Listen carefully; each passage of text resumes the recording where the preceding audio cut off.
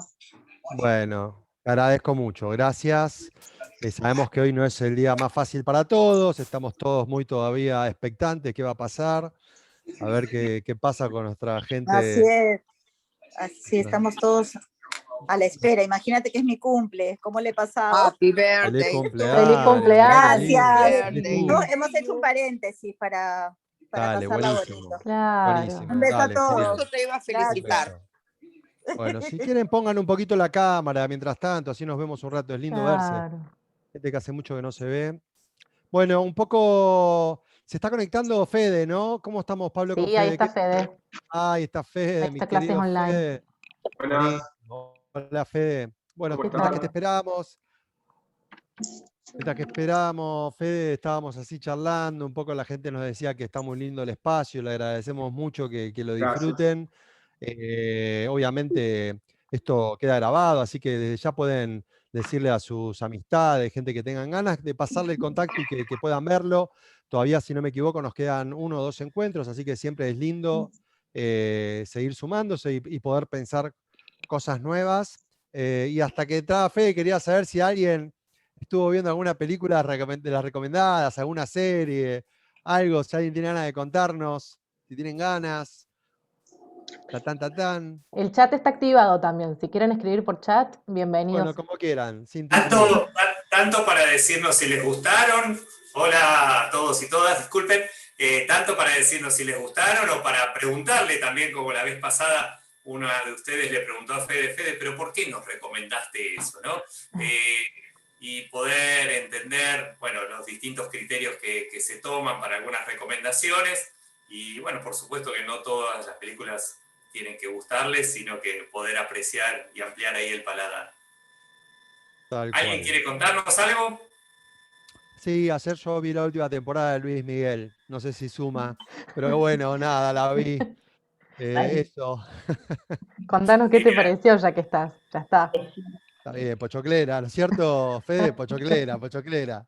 Sinceramente no vi un capítulo, 2 en el principio, pero no la vi. Bueno, está bien, no importa. Bueno, igual no, dije Luis Miguel porque no lleva el tema de la música, ¿viste? Porque la verdad que en principio si hay algo que tiene la serie es que tiene la música y muy, Claro, está muy bien mirá, armado. tenés razón. Está muy bien preparado, está muy bien armado. Así que simplemente era comentarlo por eso. Ahora sí, si les parece, Pablo, y tenés ganas, nos muteás a todos. El que tenga ganas de participar lo hace por chat o levanta la manito, está bien, con el icono que tenemos todos en Reaction, así, y levanta el coso, o esta es la de levantar la mano. Una es para saludar y la otra es para levantar la mano. Chau, y Fede, todo tuyo. Excelente. Gracias, Ale. Fede, antes de empezar, vamos a hacer las protocolares que hacemos bien. Sí. Siempre, como decía Ale, nos quedan, después de 2 encuentros, para el encuentro de hoy, ustedes saben que nosotros siempre les damos algunas películas para que vean. El encuentro de hoy era especial porque no había ninguna tarea, aunque la tarea no es obligatoria, pero no había ninguna prevista. Sin embargo, seguramente casi todos y todas ustedes hicieron, sin saberlo, muchas de las tareas que tienen que ver con ver antes del encuentro algunas del material audiovisual con el que hoy nos vamos a encontrar. El encuentro de hoy es un encuentro para mirar, para aprender y fundamentalmente para conectarse con las emociones, con los recuerdos y con todo lo que ayuda la música en el marco de lo que son los materiales audiovisuales. Fede, ¿vas a compartir vos pantalla? ¿Querés que lo haga yo? Como quieras. Si querés compartir vos, podés, mejor. Si te hace, sí, si te facilita, hoy yo. Entonces, dale, buenísimo. ¿Y el tema música? Bueno, cuando llegue ese momento, yo comparto el audio. Ok, perfecto. Dame un segundo. Bueno, ahí mientras van compartiendo, bueno, en esta primera parte vamos a hacer la parte teórica de la clase. Así que no va a haber problemas con el tema del sonido, es simplemente escuchar mi voz. Pero cuando hagamos el parate para algunas consultas y luego empecemos con la escucha, el que tenga un buen parlante o el que tenga auriculares va a ser mejor. Obviamente el que no los tenga va a escuchar perfectamente igual, pero como la música es algo que nos penetra en el cuerpo, siempre es bueno, siempre se disfruta más con auriculares o con parlantes que más o menos tengan un sonido más llamativo. Pero bueno, eso lo dejo por el que tenga mano, y igual la otra semana también se los había comentado por eso. Bueno, vamos a... ¿Ya largamos, Pablo? Dale, vamos. Perfecto. Muy bien, hoy vamos a hablar un poco de la relación que hay entre el cine y la música. El cine ya de por sí es lo que llamamos una experiencia de la audiovisión. En realidad nosotros decimos una experiencia audiovisual. Michel Gion, que es un teórico francés de los 60, de los 70, que escribió en esa época, él habla de la experiencia de la audiovisión. Es decir, nosotros cuando pensamos en cine, generalmente siempre pensamos en un lenguaje de las imágenes, pero les puedo asegurar que hagan la prueba en sus casas, sáquenle la banda sonora a una película, intenten ver más de 2 minutos y se vuelve algo absolutamente tedioso.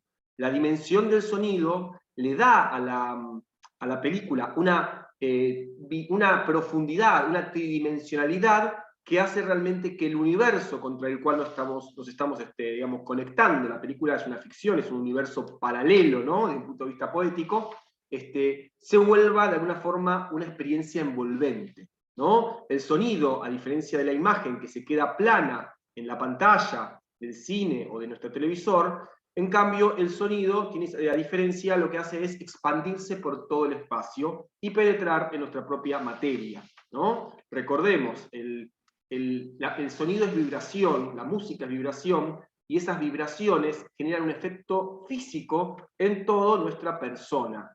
Y eso genera diferentes estados de ánimo, diferentes experiencias sensoriales, etc.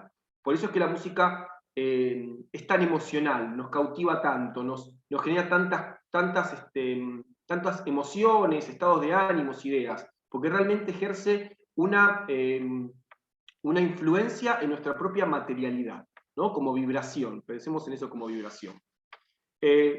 Bueno, lo que decía Michel Gion para hablar de esta necesidad de que el sonido, la música, esté siempre presente en el audiovisual, aunque sea no como música, sino como sonido, como banda sonora, como atmósfera de sonido, él va a decir, por ejemplo, que si analizamos, por ejemplo, el prólogo de Persona es una película del año 1966, del gran maestro Ingmar Bergman, maestro del cine escandinavo, director de películas como El Séptimo Sello, va a decir lo siguiente: sin la música, toda la secuencia ha perdido su ritmo y su unidad. ¿Era el sonido la máscara de una imagen vacía? ¿No? Esta idea de que muchas veces lo que vemos como imagen no llega a funcionar correctamente si no lo acompaña el sonido. El sonido construye la atmósfera de la película y muchas veces la imagen sola es aplastante y hasta yo diría decadente. Yo voy a contar una sola experiencia personal al respecto. Hace muchos años, cuando era chico, me tocó ir a un cine en la costa atlántica argentina, era un cine de los antiguos, con sonido estéreo, y cuando fuimos a ver la película, me pasó algo que, claro, acostumbrado a los cines estos con sonidos envolventes, claro, de golpe era como si la pantalla retrocediera 100 metros, se alejara de mí. ¿Por qué? Porque justamente al sonido, ser un sonido plano, un sonido que no me envolvía en la atmósfera, es como si la película se alejara del espectador. Por eso, a mí a veces en mi casa, cuando me dicen que baje la música del volumen del televisor si veo una película, me preocupa porque me gusta escuchar el sonido que me envuelve. Pero bueno, ahora vamos con lo siguiente. Vamos a pasar a la siguiente.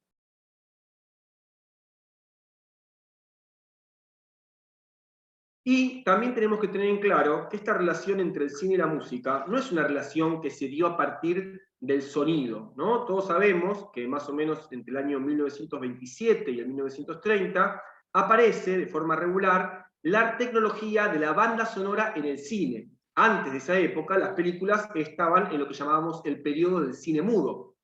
Pero el cine mudo no era un cine silente, no era un cine silencioso, sino que siempre existió un acompañamiento sonoro en el cine, aun cuando los personajes no podían hablar.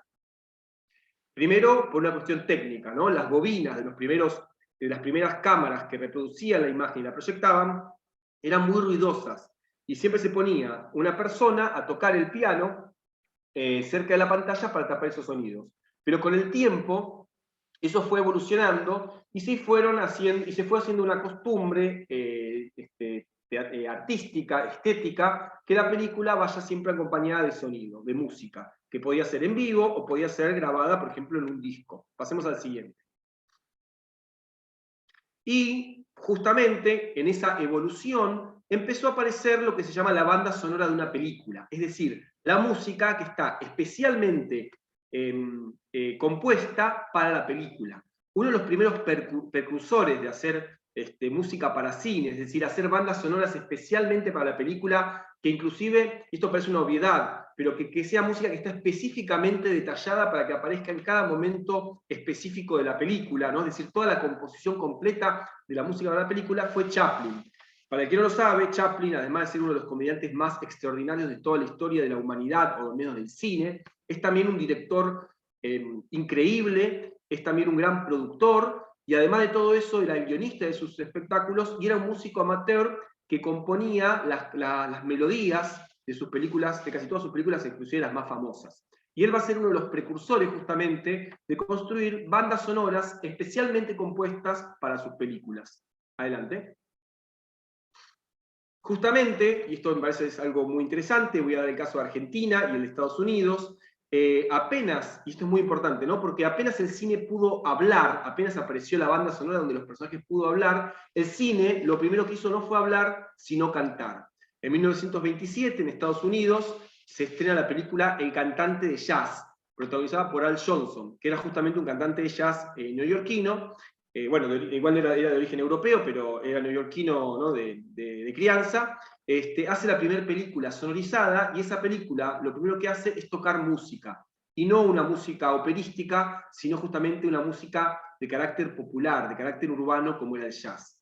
Algo muy similar pasó en 1933 en la Argentina, cuando la primera película sonorizada argentina también tenía un título que ya más que hablar hablaba de la música, que era la película Tango, y en esta primera película lo primero que se escuchó fue una mujer cantar un tango con el fondo del barrio de La Boca, ¿no? Es decir, tanto en la filmografía argentina como en la filmografía norteamericana, cuando el cine por primera vez pudo hablar, lo primero que hizo fue cantar.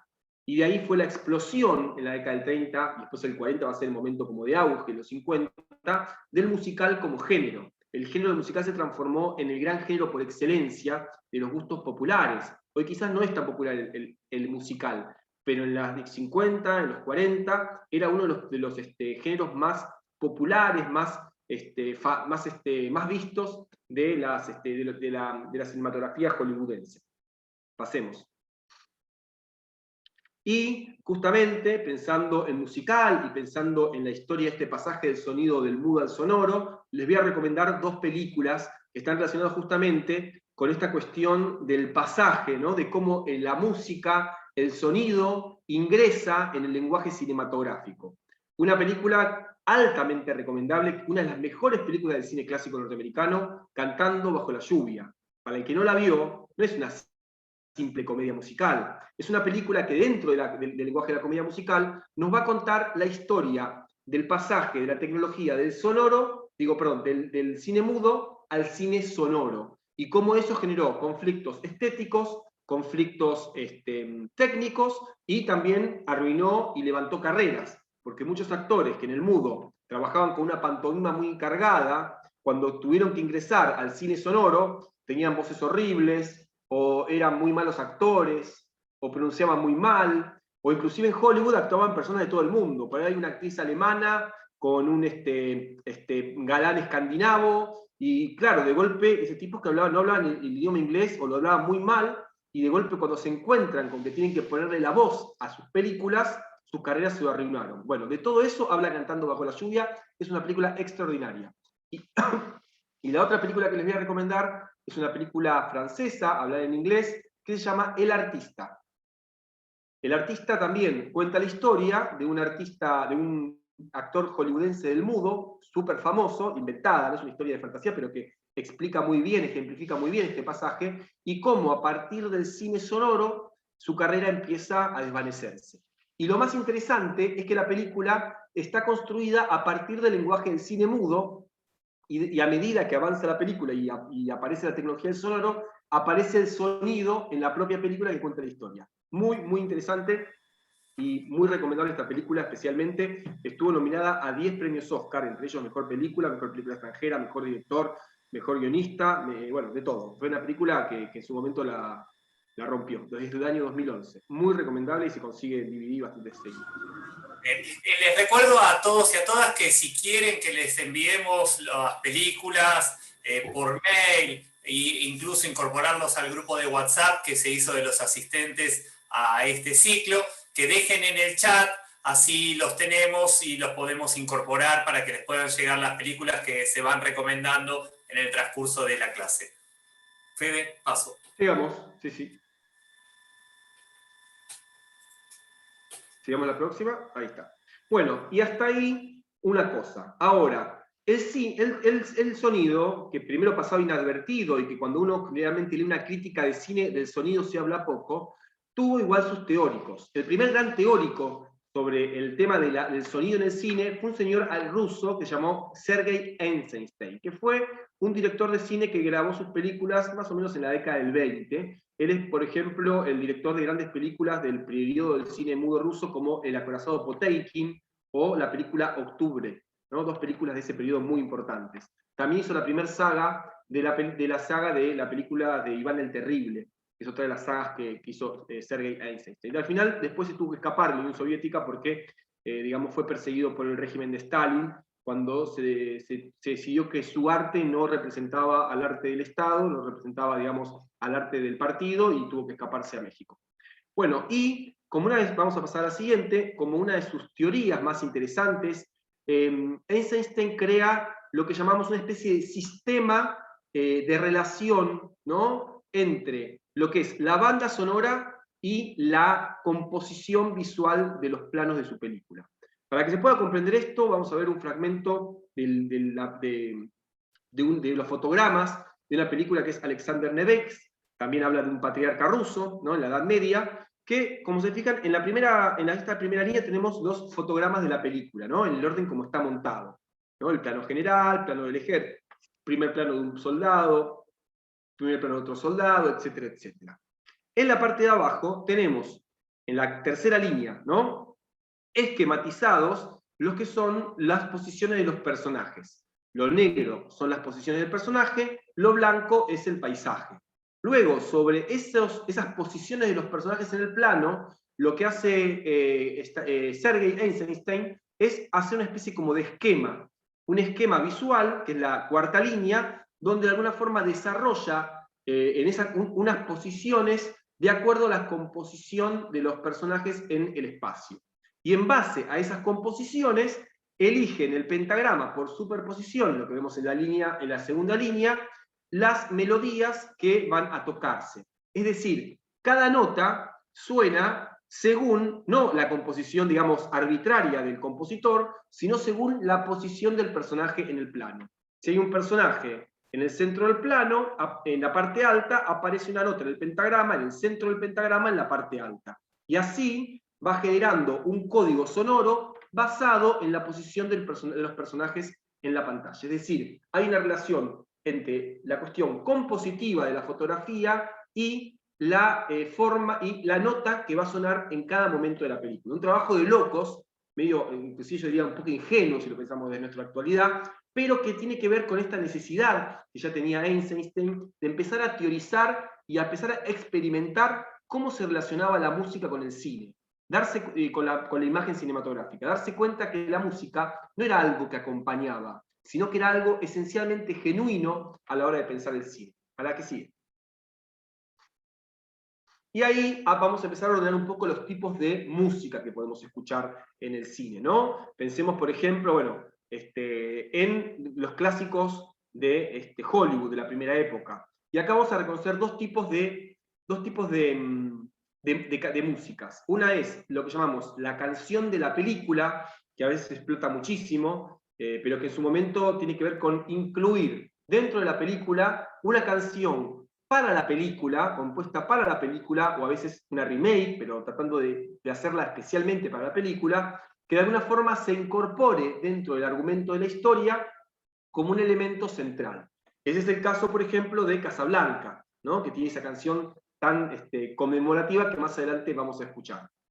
O la otra forma de componer música es generar música sinfónica, una música que llamamos la música incidental, ¿no? Que es la música que acompaña, digamos, de forma expresiva, por medio de una orquesta, generalmente sinfónica, en su forma más clásica, los diferentes momentos de la película. Adelante. Y esta música muchas veces trabaja con un elemento que es el leitmotiv. Sigamos, por favor. Y en el caso de Casablanca, como les decía, la película canción. Eso es más o menos todo lo mismo, seguimos por lo que sigue. Un caso muy interesante, otro elemento que tenemos que comprender en el tipo de música que escuchamos es la diferencia entre la música diegética y la música extradiegética. Recordemos, en encuentros anteriores, yo les conté que la diégesis, cuando yo hablo de diégesis, me estoy refiriendo al universo, ¿no?, donde existe la historia de la película. Es decir, la diégesis es el universo de ficción donde existe una película. ¿Se entiende? Si las películas no suceden en nuestro mundo, suceden en un mundo paralelo, que no es el nuestro, que existe solo en la ficción. A eso le llamamos diégesis. La música, entonces, diegética es la música que existe dentro del universo de la película. Es decir, si un personaje prende la radio, o pone play en una casetera, o se pone a tocar la guitarra, esa música que escuchamos existe en el universo de la película, los personajes la están escuchando y forma parte de ese universo. Esa es la música diegética. Y después está la música más convencional, la que siempre escuchamos, la más utilizada, que es la música extradiegética. ¿Qué es la música extradiegética? La que está por fuera del universo de la película, que los personajes que están en la película no la escuchan.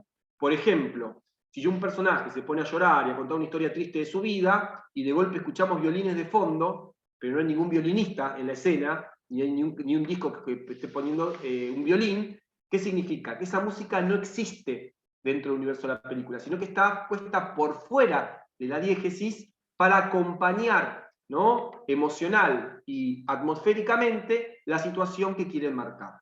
Esa música se llama extradiegética. Bueno, y ahí les voy a recomendar una película que pueden ver en Netflix, que se llama Baby Driver, del año 2017.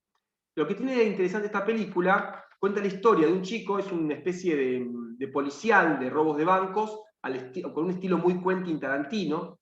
Cuenta la historia de un chico que, bueno, justamente es un chofer de ladrones de bancos, y bueno, el chico tiene un problema en el oído, que siempre escucha un pitido. Para que eso no le moleste en la vida, usa auriculares y música todo el tiempo. Entonces, cuando él está haciendo un robo o cualquier momento de su vida, siempre escuchamos a través de sus oídos lo que él está escuchando en sus auriculares. Es decir, la música es extradiegética. Pero como la música, digo, es diegética, él la está escuchando. Pero cuando él está en las persecuciones de autos, escuchamos todo el tiempo esa música que tiene un valor diegético. Es decir, la película combina las dos utilizaciones de la música a través de que nosotros estamos escuchando a partir de los oídos del personaje. Es como si el personaje le pusiera a su vida su propia banda sonora. E inclusive la película saca a relucir como que el personaje maneja mejor cuando está escuchando la música, y de alguna forma hay una cuestión coreográfica muy interesante en cómo se desarrollan esas persecuciones de autos que están todas musicalizadas por el personaje principal. Muy, muy interesante, y además una película muy divertida, que también está trabajada con un personaje secundario, Kevin Spacey, que más allá de su vida privada es un actor brillante. Sigamos adelante. Otra utilización que podemos encontrar en el cine de la música es la música empática y anempática. ¿Qué sería la música empática? Es la música que trata de que yo me sienta cómodo con lo que veo, que yo me pueda de alguna forma emocionar con lo que estoy viendo. Mientras que la música anempática es la música que me genera rechazo, ¿no? ¿Y cómo consigo el rechazo en la música? De dos formas. Una, generando sonidos atonales, sonidos rotos, ¿no?, que sean perturbadores, ¿no? Músicas, mucho lo usa el cine de terror, o el cine a veces de ciencia ficción, donde la música es atonal. Atonal significa que en vez de generar una melodía, digamos, armoniosa justamente, genera una especie de distorsión de sonidos rotos que están de alguna forma casi inconexos. Eso es una forma. La otra forma de construir música anempática, es decir, que no genera empatía, es a través de lo que llamamos una fricción entre lo que vemos en la imagen y lo que pasa en la banda sonora. Ese, por ejemplo, es un ejemplo de otro clásico de los clásicos, que es La Naranja Mecánica, de Stanley Kubrick, del año 1971. En esa película, un grupo de jóvenes ultraviolentos, en una especie de futuro distópico, ingresan a la casa de una pareja y los golpean, los torturan, les roban, les hacen de todo. Pero, ¿cómo genera la música anempática acá? La imagen es muy violenta y muestra una crueldad de estos jóvenes a estas personas. Pero, mientras vemos esa imagen violenta, el protagonista canta la canción Cantando bajo la lluvia. I'm singing in the rain, ¿no? Esa canción. Y claro, esa canción es una canción feliz. Y justamente esa ruptura, esa fricción entre la imagen violenta y la música que habla de la felicidad y del amor y estar contento, etcétera, etcétera, generan una especie de fricción, una incomodidad en el espectador que produce el efecto anempático. Así que ustedes ya saben, la próxima vez dice, qué anempática que fue esa música extra diegética que vi el otro día cuando tocaba el leitmotiv principal de la película. Es decir, ustedes ahora están llenos de vocabulario para hablar de música y cine, ¿no? Y poder quedar como pedantemente intelectual con sus amigos. Bueno, y ahí justamente, digamos, la forma más convencional y la forma quizás más efectiva para hacer música en el cine es cuando se realiza cuando se hacen los leitmotiv. El leitmotiv es una música que de alguna forma estaría asociada en la película con un personaje, un grupo de personajes o una situación determinada. Es decir, por ejemplo, en la película Tiburón, cada vez que yo escucho tan, tan, tan, tan, tan, tan, ¿no? La música del tiburón, yo sé que en cualquier momento, aunque yo no lo vea en la pantalla, va a aparecer el tiburón. O por ejemplo, en Star Wars, la Guerra de las Galaxias, cada vez que sentimos la marcha imperial, tan, tan, tarán, tan, tan, ¿no? Yo inmediatamente sé que está por aparecer Darth Vader, que es el malo, el que tenemos acá en la foto, ¿no? Es decir, hay una música que se asocia a un personaje o a una situación y que inclusive, aunque el personaje no aparezca en escena, nosotros ya podemos previsualizarlo a través de la presencia de la música. Hay un lenguaje muy complejo con el leitmotiv, que nosotros en forma inconsciente, ¿no? Estamos todo el tiempo interpretando sin llegar a saber, digamos, todas estas reglas que estamos ahora de alguna forma estamos un poco ordenando en nuestra cabeza. Sigamos. El otro uso que tiene la música, yo les conté hasta ahora que el cine clásico trabajaba con esta música incidental que era compuesta especialmente para la película. Pero a partir de la década del 50, en Europa, fines del 50 especialmente, y en los 60 ya en Estados Unidos, empieza a aparecer otra utilización de la música, en lo que llamamos el nuevo cine moderno. Directores como Bresson, Robert Bresson, director francés de películas como Un condenado a muerte escapa, que cuenta la historia de un hombre que está condenado a muerte en Francia, atrapado por el régimen de los nazis en la Segunda Guerra Mundial. En esta historia, el personaje todo el tiempo está escuchando música clásica, pero no es música clásica compuesta para la película, sino que son grabaciones de temas X, grabados por X orquestas, que se utilizan para la película.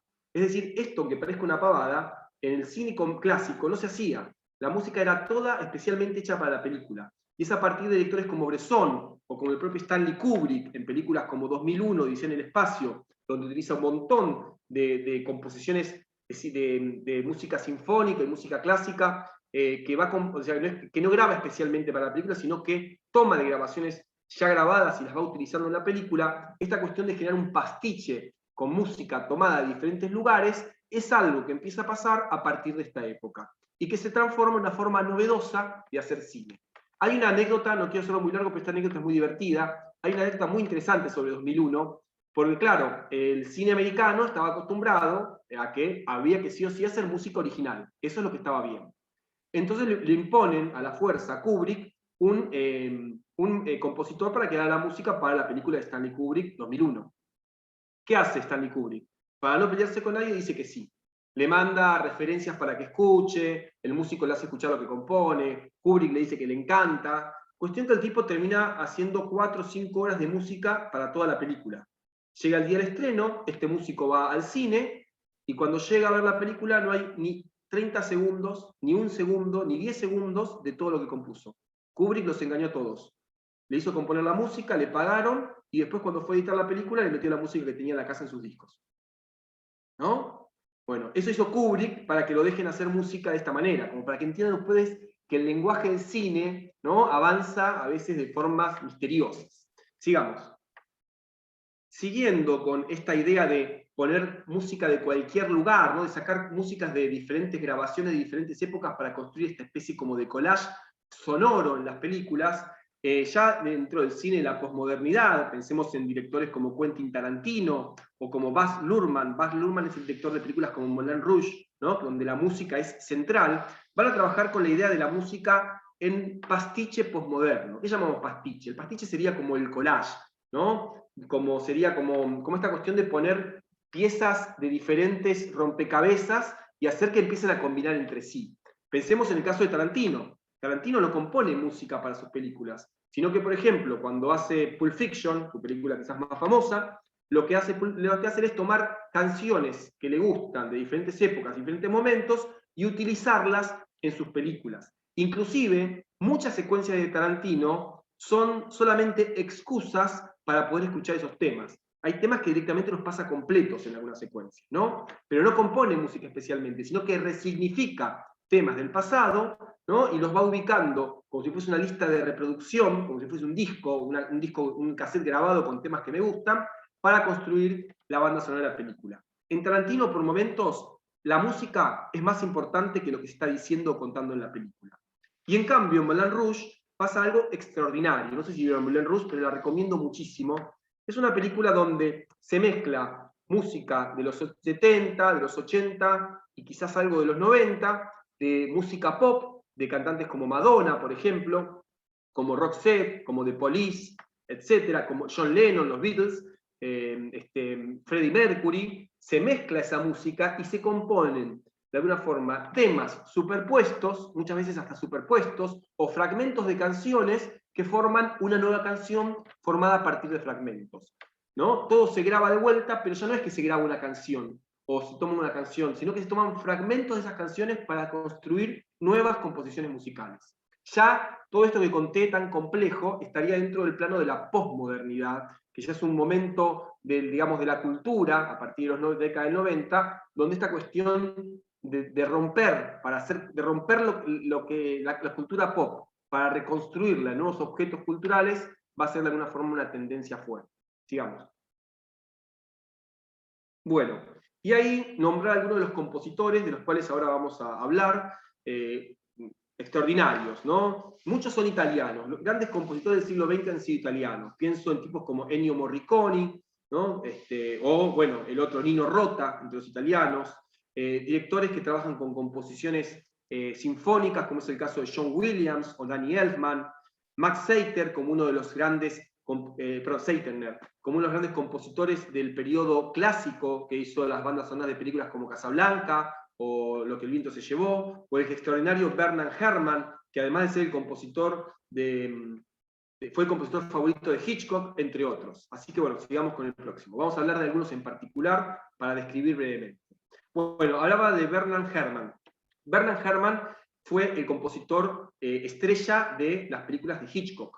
Hizo leitmotivs y escribió música para películas inolvidables por la música, como Vértigo, o por ejemplo la película Psicosis, ¿no? Esos sonidos como el chan, chan, chan, chan, ¿no?, que es inolvidable. Cualquier persona del globo, diría yo, hoy por hoy, con un poquito de cultura popular, aunque no sepa quién es Hitchcock y jamás haya sabido Psicosis, levanta un cuchillo y dice chan, chan, chan, ¿no? Está incorporado a la cultura. No hace falta conocer la película, lo hacemos de forma intuitiva, porque es tan pregnante ese tema musical, ¿no?, que sobrevive a la cultura popular sin necesidad de que la película sobreviva. Eso es algo extraordinario, y ahí tenemos al gran maestro Herrmann generando momentos musicales aparentemente insignificantes, con pocas notas, pero que han perdurado hasta el día de hoy como parte del código de nuestra cultura cotidiana, casi a nivel global. Adelante.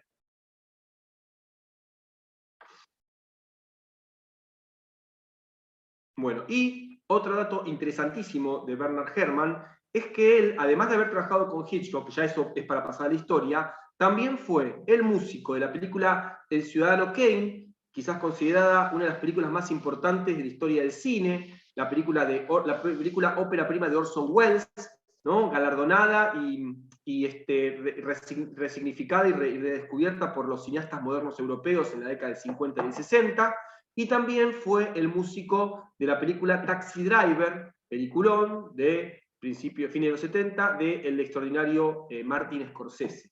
Y acá les hago una cosa, si ustedes consiguen más o menos la música de Bernard Herrmann, desde Citizen Kane, pasando por su periodo de Hitchcock y terminando en Taxi Driver, estamos hablando de 50, 60 años de la historia del cine. Él compuso durante 50 años. Escuchar a Bernard Herrmann en orden cronológico de sus composiciones es escuchar el sonido de la historia del cine clásico y su evolución. Porque él estuvo filmando desde la década del 30 hasta bien entrado en los 80. Realmente es una persona extraordinaria que ha, de alguna forma, atravesado todos los periodos estéticos del cine americano. Sigamos. Esto que les estoy recomendando, ustedes después pueden buscar en YouTube, Spotify y escuchar, ¿no? Es por eso también que se los recomiendo. Otro muy recomendable, que trabaja de forma instrumental y que es muy famoso y es bastante contemporáneo, es Danny Elfman. Quizás Danny Elfman lo conozcamos más por ser de alguna forma el músico fetiche de un director americano, casi es un autor en muchos aspectos, que es Tim Burton. Tim Burton es el director de películas como El juego de manos de tijera, por ejemplo, como las películas de Batman de los 80, como El jinete sin cabeza, El extraño mundo de Jack, El cadáver de la novia, etcétera, etcétera. Bueno, todo ese sonido musical de esas películas es toda obra de Danny Elfman. Pasémoslo. E inclusive,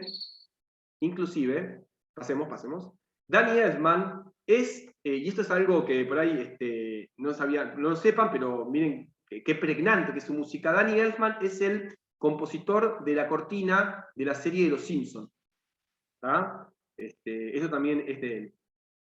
Es el creador de esa, es también un sonido, ¿no? La banda sonora de Los Simpsons, veamos sonora de Los Simpsons, es algo que todos conocemos. Y es muy pregnante. Yo cuando digo la palabra pregnante, me refiero a algo que cuando uno lo escucha, de alguna forma le queda impregnado en la memoria y lo reconoce siempre. Nadie se olvida de la música de Darth Vader, nadie se olvida de la banda sonora de Los Simpsons, ni tampoco nos olvidamos, por ejemplo, de la banda sonora del Padrino.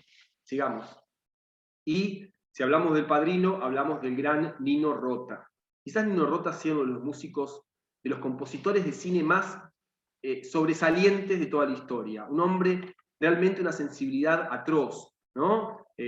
Fue el músico fetiche del gran maestro Fellini, ¿no? Fellini, director de películas como Marcor o como 8 y medio, ¿no? Uno de los grandes, La Strada, ¿no? Uno de los grandes maestros del cine moderno europeo de la década del 60 y uno de los quizás los directores más geniales de todos los tiempos, y también es el creador de la gran composición de la película El Padrino, ¿no? Inolvidable la banda sonora del Padrino. También siempre fácil de reconocer, siempre nos llena a todos. Sigamos. No, acá está, bueno, sigamos porque ya justo me adelanté. Y quizás el más popular y el más sinfónico y clásico, con ciertos rasgos romanticistas en su forma de música, ahora explico por qué romanticista, sea John Williams. John Williams ha trabajado en todo el cine de George Lucas y Steven Spielberg especialmente. Es el actor, el músico más cotizado de Steven Spielberg, ¿no? Siempre trabajó con él. Películas como Indiana Jones, Jurassic Park, E.T., bueno, la saga completa de Star Wars, sigamos adelante. La película de Superman del año 1977, 78, si no me acuerdo, son todas composiciones de John Williams. John Williams es el sonido de la épica, es el sonido de la aventura, es el sonido de la fantasía y la ciencia ficción en todo el cine de los 80 y fines de los 70. Ahora cuando escuchemos algo de él van a reconocer enseguida, pero casi todos los leitmotiv más famosos del cine pop, o sea, del cine popular, de los grandes éxitos de masas, de la cultura popular, son todas composiciones de John Williams. ¿Y por qué digo que es romántico? Porque de alguna forma sus composiciones, aunque son contemporáneas, tienen mucha relación con las ideas de lo que fue el romanticismo del siglo XIX en la música. ¿Qué decía el romanticismo? El romanticismo decía que la música tenía que transmitir imágenes y tenía que contar historias. Si quería hablar del mar, la música tenía que ser el mar. Si tenía que mostrar un huracán, la música tenía que ser el viento. Si tenía que contar la historia triste de un hombre que, por ejemplo, pierde su bicicleta, pienso en el ladrón de bicicletas, la canción me tiene que contar la escena de cómo ese hombre pierde esa bicicleta. Es decir, la música tiene que transmitirnos imágenes, visualizar lo que está sonando. Y justamente, ahora en un ratito analizamos John Williams, la música de John Williams nos cuenta historias. Nosotros vemos lo que él compone en música. Y eso es algo extraordinario, porque la música es completamente abstracta, ¿no? Es el más abstracto de los artes. No tiene forma, no tiene imagen, no tiene palabras, no tiene ideas. Es pura, ¿no?, sensación, es pura vibración en la materia, ¿no? Vibra en la materia y esa vibración llega a nuestro cuerpo generando cambios, ¿no?, de emociones y sensaciones cuando estamos expuestos a esa vibración sonora que es la música. Adelante. Bueno, y creo que ya cerrando entre mis recomendaciones para que se pongan a escuchar, quizás mi favorito para escuchar especialmente, que es Vangelis. Vangelis, que bueno, tiene ese nombre indescifrable que está abajo, es un compositor de origen griego, ¿no? Que bueno, tiene esa mezcla para mí sublime entre la música electrónica y la música clásica, ¿no? La música sinfónica. Mezcla el estilo de las composiciones sinfónicas al estilo de John Williams, por ejemplo, o Wagner, las mezcla con sonidos electrónicos típicos de los sintetizadores de la década de los 80. Él hizo música de películas imposibles de dejar de ver, les recomiendo 3. Carrozas de Fuego, ¿no? La película, no sé si la recuerdan. Blade Runner, el policial de ciencia ficción del año 1980, protagonizado por Harrison Ford, imperdible, ¿no?, del director Ridley Scott, y también de Ridley Scott, porque es un poco también el sonido predilecto de Ridley Scott como director, que es el director de Gladiador, por ejemplo, Ridley Scott, el sonido de la película Viaje, se me fueron, La Conquista del Paraíso, 1942, 1492, La Conquista del Paraíso, que es la película sobre la llegada de Colón a América, ¿no?, dirigida por Ridley Scott y con la música de Vangelis. Siempre la música de Vangelis parece que nos está transportando a universos paralelos, ¿no? Para Vangelis, una nave espacial que surca el espacio, o el barco de Colón llegando a las misteriosas tierras de América, son la misma cosa, ¿no? Está esta cuestión del viaje épico a mundos imposibles, a distancias inhumanas, ¿no?, donde el hombre sobrepasa su propia humanidad inclusive, ¿no? Hay algo muy existencialista en la forma de componer de Vangelis. Bueno, sigamos. Bueno, y como última cosa, como último compositor a nombrar, Ennio Morricone. Ennio Morricone es el otro gran compositor italiano, que además de haber sido el gran maestro de lo que llamamos el western spaghetti, no sé si hablamos en este curso de western spaghetti, pero el western spaghetti o spaghetti western es el western italiano, el western a la italiana, que sale en los 60, entre los 1965 y 1977 aproximadamente, fue el periodo que se realizaron, donde los italianos le dan una vuelta de rosca al western, que tengamos en cuenta que el western es el género americano por excelencia, y de golpe los italianos hacen western mucho más interesantes, mucho menos ingenuos, ¿no?, para un público que había cambiado sus gustos de la década del 50, con personajes villanescos, ¿no?, con protagonistas que ya no son buenos tipos, ¿no?, sino que son lo que llamamos los antihéroes, y con una música que se lleva el 50% de los aplausos, ¿no? Y Ennio Morricone quizás sea el compositor de western spaghetti más extraordinario. Y hay algo muy interesante, porque el western, ¿qué usaba el western como forma de composición? O música sinfónica, ¿no?, al estilo convencional, o utilizaba instrumentos y música de tipo folk americano, pero lo que va a hacer Morricone es meterle innovación. Y, por ejemplo, va a meter guitarra eléctrica en el leitmotiv de un western, ¿no? ¿Y qué tiene que ver una guitarra eléctrica con el western? Bueno, Morricone va a hacer que eso tenga mucho que ver. También es el compositor de otras películas, no de western spaghetti, como por ejemplo La Misión, una película bellísima ¿no? Con Robert De Niro, de la década de los 80, que cuenta la historia de unos jesuitas que se van a ver a los indios guaraníes en la selva de Misiones, ahí entre Brasil y Argentina, a tratar de generar ese vínculo, de generar esa transformación, y bueno, termina toda una masacre. Muy buena película, si alguien no la vio, o si la vieron, se las recuerdo que la vean. Cinema Paradiso, acá estoy leyendo de casualidad, me apareció el mensaje, también es de Ennio Morricone, que siempre Cinema Paradiso es algo que conmovedor, muy conmovedora. Uno no puede no llorar si no escuchando el tema de cinema. Bueno, pasamos a la siguiente. Para quien quiera ir haciendo un paralelismo con cuestiones deportivas, Haslo, como buen director de deportes, en el chat va haciéndonos algún paralelismo con cuestiones futbolísticas y deportivas. Sí, de Vangelis es no solamente fútbol de primera, sino carroza de fuego también. Emociona. Sí. Bueno, en la Argentina, yo hacía ese chiste a veces que carroza la música de cierre de los créditos, claro, la música de crédito de cierre de Blade Runner, yo no puedo dejar de pensar en fútbol de primera. Y ya ahí como que pierde toda la seriedad la música. Ese es un programa, no sé si se da ahí en Perú, pero bueno, es un programa sobre fútbol muy famoso en Argentina. Sí, Federico, acá no vimos nada de eso, la última vez que lo vimos fue en el ciclo sobre directores cuando trabajamos sobre Clint Eastwood, pero no vimos, si querés, por las dudas, claro, nada de Western Spaghetti. ¿Sí? Claro, sí, no, yo a veces me disperso y me voy a otros temas, entonces por las dudas no quiero repetirme, pero ahí lo había comentado. Me gusta hablar mucho de Western Spaghetti porque me parece me parece que son películas sublimes para ver, ¿no? Son Django, Por un puñado de dólares, El bueno, el malo y el feo, que son todas composiciones de Morricone esas, ¿no? Y vale mucho la pena. Además, Clint Eastwood básicamente se hizo famoso por irse a Italia a filmar Western Spaghetti. Él en Estados Unidos era un actor de televisión, no era famoso como después se volvió a partir de su viaje a Italia. Bueno, sigamos adelante. Bueno, y cerrando... Un segundo, Calvo, no sé si querés decir algo, te quedó la mano levantada.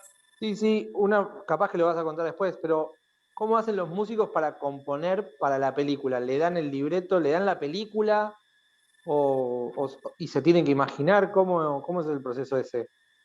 Bueno, eso justamente es algo que siempre sale en la parte del debate, así que no lo tengo en la clase, pero generalmente alguien lo pregunta, es una pregunta muy interesante, porque tiene que ver con el proceso creativo. Cada músico y cada película tendrá su variante, pero básicamente se trabaja a partir de un intercambio permanente. Primero el guión, habla con el director le muestra sus referencias. Cuando le muestra sus referencias es qué cosas se imagina él que podrían funcionar, qué atmósferas para cada situación. Y a partir de esas notas del guión, más las ideas que trae el músico, según si el músico es un genio, no pide muchas ideas, dice yo lo hago así. Y si el músico es más colaborativo, dialoga más con el director, eso depende de la relación. No es lo mismo Steven Spielberg con John Williams, que John Williams con Pepito Gómez, que no lo conoce nadie, ¿no? Ahí John Williams va a hacer lo que quiera. Con Steven Spielberg tendrá que negociar, por decirlo de alguna forma. Bueno, ahí empieza a hacer una propuesta de cómo sería la música para cada personaje, etc. A partir de esas propuestas se van desarrollando diversos temas. El tema para tal secuencia, el tema para tal personaje, etcétera, etcétera. Después, con un montaje preliminar, se lleva el montaje preliminar al músico y el músico a partir de esas composiciones empieza a ordenar esas composiciones en base a cómo la película tiene digamos, para darle exactitud. Muchas veces los músicos le piden correcciones en el montaje al director porque la música no entra, digamos,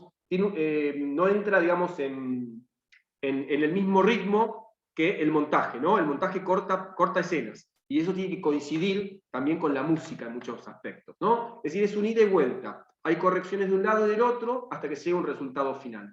Muchas veces van a ver que cuando se graba la versión final de la música, están las secuencias de fondo en la pantalla y el director va mirando la secuencia mientras dirige la orquesta para ir a tiempo con la imagen. Eso se puede ver en YouTube, por ejemplo. Ese tipo de videos. Y Jack nos comenta que él aprendió de Vangelis más cuando se unió con uno de las mejores voces masculinas del rock, Ian Anderson, cantante y fundador de Yes. Sacaron muy buena música juntos y recuerda que otro gran músico de películas es Andrew Lloyd Webber. Sí, totalmente. Así que bueno, sí, hay muchos músicos, especialmente Vangelis, tienen carreras por fuera del cine, ¿no? Hoy hablamos solamente del aspecto del cine. Bueno, y para cerrar esta etapa voy a leer esta pequeña frase que dice lo siguiente. Para mí la música es más importante que lo que se está viendo. Como cineasta soy un iconoclasta, porque reducir la imagen, pero no reducir, puedo reducir la imagen, perdón, pero no reducir todos los sonidos. Solo la música es capaz de generar una apertura que nos permita lidiar con nuestra educación racional sin perder la razón. Es decir, la música nos puede ayudar a lidiar con nuestra educación racional sin perder la razón. Es decir, la música, yo decía, es el más abstracto de los artes. No tiene un lenguaje figurativo. En la música no hay ni jarrones pintados como en la plástica, ni hay historias concretas que se estén contando. La música es una abstracción total que transmite sensaciones. Por eso, a veces algunos la consideran el arte más puro. Nietzsche decía que el arte más puro, porque es el arte que de alguna forma nos sensibiliza directamente sin ningún tipo de mediación racional, ¿no? Uno disfruta de un cuadro por los colores, por las texturas, pero también porque está muy bien hecho el florero, por decir cualquier cosa. Pero en la música no hay florero. En la música hay pura textura, ¿no? Pura construcción de sonido, sin ningún tipo de forma que cuente algo.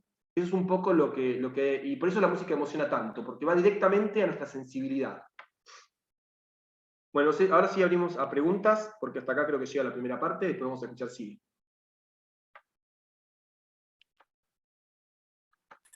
Bien, les escuchamos. Si quieren preguntar algo, ahí Jack levanta la mano. Buenísimo, Jack, que hables.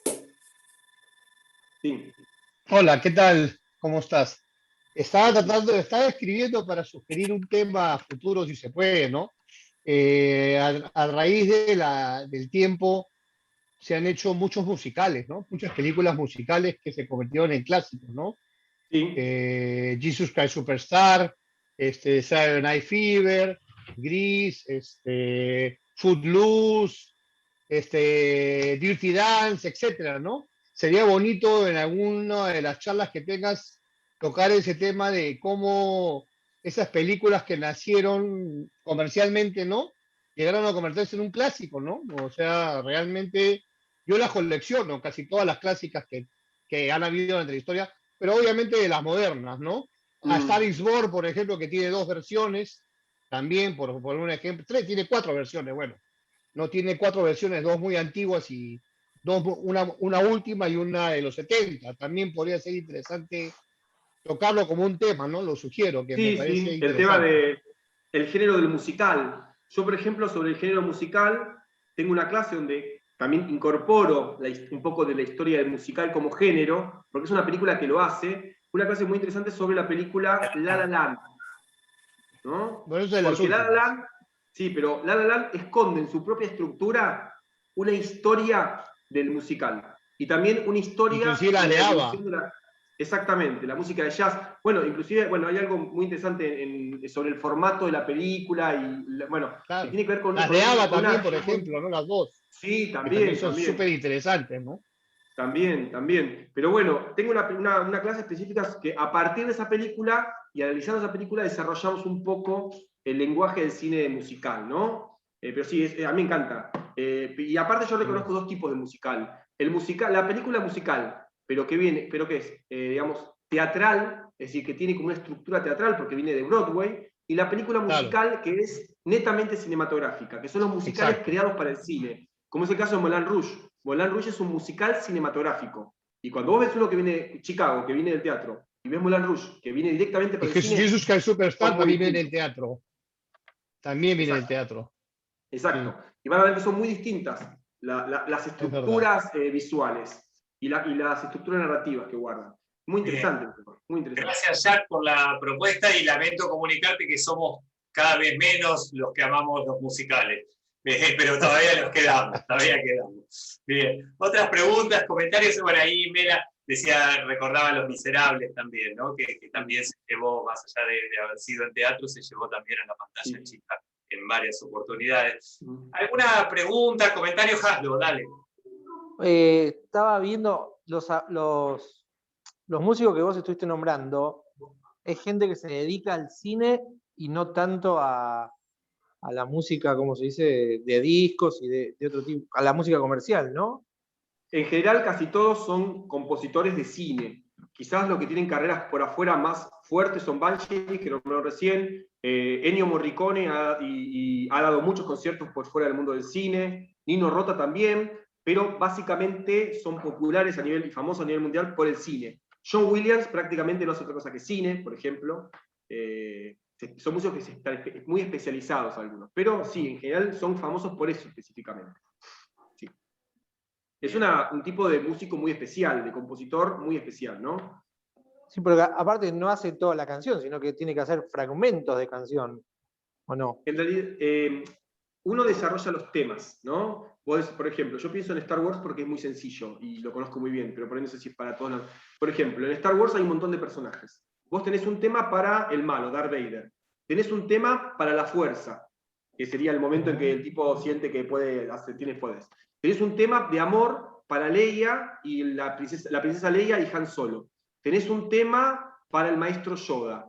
Entonces, ¿qué pasa? Primero construir los temas de cada personaje, son los leitmotiv, y después lo que haces es hacer, digamos, vamos a decir, como luchar, o vas mezclando uno con otro, claro, para generar discursos. Por ejemplo, aparece Yoda, el tema de Yoda. Entra Leia, el tema de Leia. Leia se mira con Han Solo, el leitmotiv del amor. Aparece Darth Vader para secuestrarlos, la música de Darth Vader. Es decir, están los temas compuestos por separado, puedes escuchar el tema completo de Leia, que dura 5 o 6 minutos, pero después eso en lo que se hace en la construcción del relato es ir de alguna forma amalgamando un tema con otro para construir toda esa música que llamamos incidental, que va construyendo las atmósferas del cine, de la película.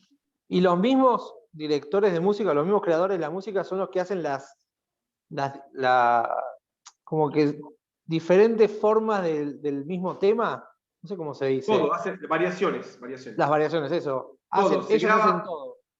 Los tipos le ponen la música, o sea, lo clásico es esto, se pone la película de fondo, ya está la partitura pactada, todo, y el tipo toca con la orquesta al tiempo de la música, al tiempo de la película. Y graban todo entero, ¿no? Pueden parar, pero digo, graban con la película de fondo, graban todo, se graba todo. Para cada momento, porque ¿qué pasa? Un problema de ritmo que no combina con el montaje de la película y se arruina la escena. Entonces vos tenés que grabar con lo que está hecho. Exacto. Es un laburo que lleva años, puede llevarte 2 años una música, una película compleja. Wow. Es un laburito, es un laburo importante. Hay que empezar antes de filmar a hacer la música. Diana, antes. Gracias, Carlos. Para una película de envergadura, donde la música es importante, puede ser que haya una película chiquita que con un órgano se arreglan, digo, pero una película como con estas de las que, no sé, Lo que el viento se llevó, necesitas mucho tiempo. Perdón, ahora sí, Diana. Sí, quería preguntar quién es el compositor de Los Paraguas de Cherburgo, que es un musical pero francés y tiene como otra escuela, ¿no? Un poco. Sí, sinceramente no te lo sabría decir en este momento. Bueno. Disculpame. No tengo todos los datos todo el tiempo, lamentablemente. Bueno, porque no es tan frecuente que el cine europeo incursione en estos estilos, ¿no es cierto? Es mucho más frecuente en Hollywood, por eso llama la atención esa película y tiene una música muy particular, muy especial. Sí, bueno, lo que pasa es que en la clase de hoy trabajamos sobre, digamos lo que sería un pantallazo de lo clásico, de lo más clásico, ni siquiera hay tipos que ya son medios clásicos contemporáneos, como para generar un pantallazo, pero obviamente, si nos podemos aislar fino, vamos a encontrarnos con mucho, el cine francés y la música tienen una relación muy interesante, porque el cine francés realmente trabaja, es más, los primeros directores que empiezan a hacer esta cuestión de mezclar música clásica o música pop en el cine son los franceses, directores de la Nouvelle Vague, como Godard, como Truffaut, como Chabrol, son los primeros en empezar a trabajar de forma lúdica con la música en Europa. Y bueno, hay todo pero es como otro tema, tendríamos que trabajar desde otro lugar. Esto es un pantallazo general y siempre desde el cine clásico. Al cine clásico lo llamamos el cine más al estilo de Hollywood, ¿no? Acá aporta Mela, no sé si hizo la búsqueda recién, Michelle Legrand pregunta y Ale pregunta sobre Santa Olalla, si ganó un Oscar, la firma, no recuerda en qué película. Es la película El secreto en la montaña. ¿El? Secreto en la montaña. Ok, está bien, tenés razón. Los cowboys que eran homosexuales, no se acuerdan de esa historia. Bien, bien. Buenísimo. Santolaya es un gran compositor de cine. A mí la música que hace como músico popular no me parece tan interesante como la música de cine de Santolaya, que es muy interesante. Una pregunta más y pasamos, si te parece, a escuchar. Pregunta Ale sobre algo acerca de la música de las series, ¿no? Quizás tratando de vincular el tema de la semana pasada, y pregunta, por ejemplo, con músicas icónicas que recordamos tanto por la música como por los personajes como Batman, ¿no? Si hay algo que tengas para aportar sobre, digamos, la música de las series y esas composiciones tan leitmotiv también, ¿no? Sí, bueno, ahí lo que generalmente pasa con las series y con la televisión es que generalmente el fuerte de la música de una serie está en lo que llamamos las cortinas, ¿no? La cortina sería la música de inicio, ¿no?, de la serie, que es lo que ahí se pone el hincapié y la fuerza. Porque la televisión, ahora ya no tanto, pero ahora ya no pasa tanto, pero antes pasaba más, se produce muy rápido y mucho material. Y como la música, ya les digo, es muy complejo toda esta cuestión, se genera una serie de composiciones, especialmente para lo que son las cortinas, y a veces algunas para algunos personajes que se repiten en todas las temporadas. Por ejemplo, si pienso en películas, en series de los, como bueno, decían Batman, ¿no? El Batman del año 66. Batman, ¿no? Esa música es un clásico, es la cortina del programa. O, por ejemplo, en los 80, Alf, o la música de Maxwell Smart. Esa es la que traía 86.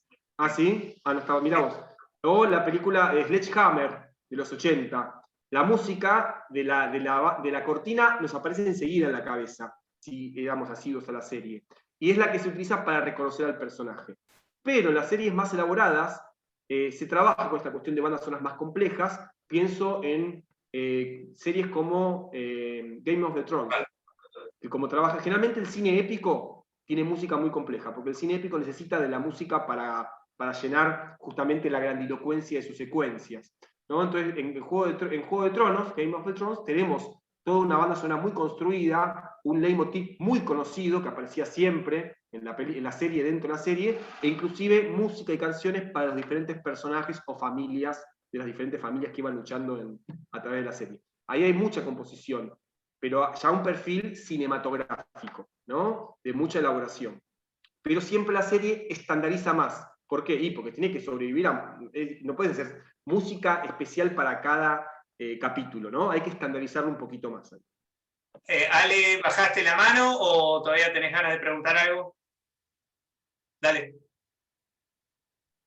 No, solo quería aportar la música de la Pantera Rosa, ¿no? Que la Pantera Rosa logró ser un ícono simplemente con la música, y digo, no sé si hubo un reconocimiento real a un genio como Henry Mancini, que ahí dice Jack, que bueno, trascendió. Hoy la película de la Pantera Rosa no podría haber existido sin la música de la serie. No sé qué existió primero. Y con respecto a Batman, Prince, en la Batman que retoma la saga en los 80, hace todo un trabajo tomando lo que era el famoso Batman de los 60, ¿no?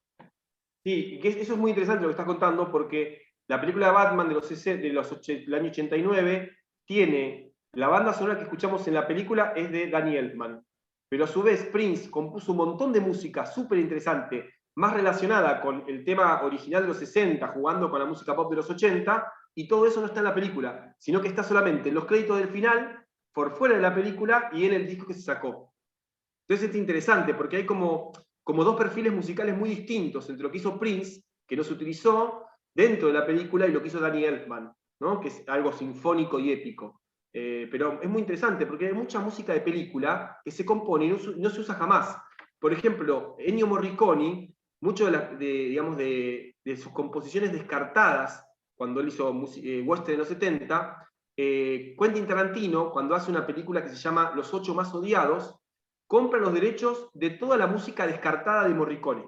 O sea, música que nadie iba a escuchar jamás porque ha sido descartada para las películas. Compra los derechos de esos descartes y arma la banda sonora de su película Los 8 más odiados a partir de esas grabaciones descartadas. Y salva un montón de material de Morricone, ¿no? Eso tiene que ver un poco con esta cuestión de la reelaboración, ¿no? Me quedo con eso que se quedó afuera y lo resignifico en una nueva película, ¿no? Es algo, son casos especiales, pero son muy interesantes.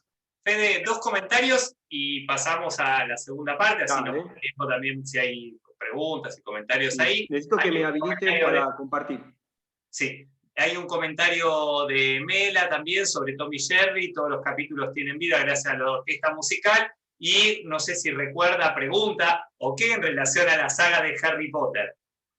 Bueno, la música de Harry Potter hay varios, tiene varios compositores, pero sí, el compositor principal del leitmotiv es John Williams, ¿tá? Que es justamente el que estábamos nombrando recién, que trabaja con Steven Spielberg. Mira, John Williams metió más hits, creo que casi todos los leitmotiv más famosos de Hollywood son de John Williams, los mejores y los más famosos. Y atrás le sigue Danny Elfman en el mundo actual contemporáneo. Iba a decir algo más y se me pasó, pero no importa. Va a volver, si te parece ya podés compartir. Y compartir avanzado, compartir audio. Ahí está. Exactamente. Bueno. Ahora hacemos una pequeña prueba si escuchan. ¿Escuchan? ¿Escucharon eso? ¿Se escuchó? Sí. Perfecto. Bárbaro. Bueno, entonces vamos a empezar a escuchar. Les hablábamos de, ahora vamos a empezar a leer o analizar un poco lo que escuchamos, qué estamos escuchando y cómo lo estamos escuchando. Vamos a empezar escuchando lo que sería la apertura y la apertura del leitmotiv. El leitmotiv, recordemos que es la música que cuenta, especialmente el leitmotiv dije que podía ser de un personaje, pero también una película puede tener un leitmotiv de toda la película. En este caso vamos a escuchar la apertura y el leitmotiv de Lo que el viento se llevó. ¿A qué me refiero con la apertura del leitmotiv? Como Lo que el viento se llevó es una película, digamos, es un drama histórico, ¿no? De proporciones épicas, que cuentan de alguna forma toda la vida trágica y dramática de un personaje atravesada por la violencia de la guerra de secesión norteamericana desde el lado del sur perdedor. Nos vamos a encontrar que esa grandilocuencia está construida en un arco musical para que después ingrese la estrella que es el leitmotiv.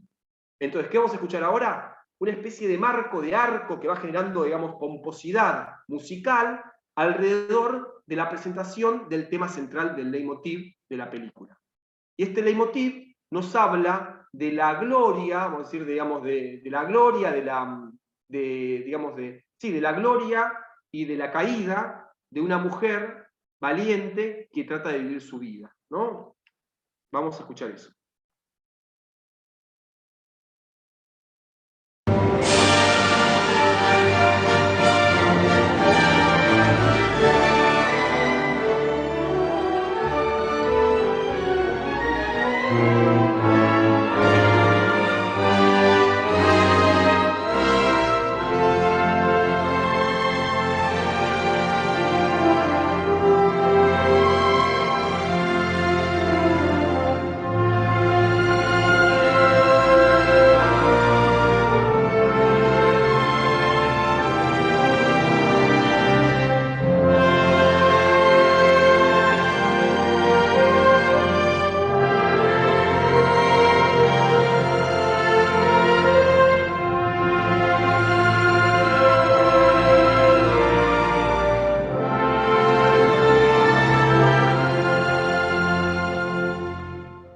Bueno, hasta ahí.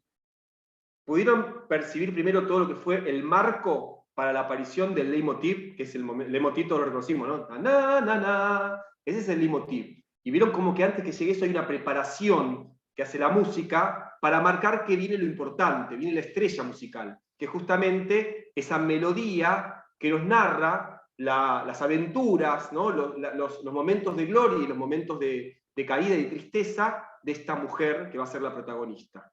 fíjense cómo la melodía, na, na, na, na, que son las cuerdas siempre son dramáticas, son melodramáticas, ¿no? Y esta cuestión, siempre que alguien se pone a llorar en una película, hay cuerdas de fondo, ¿no?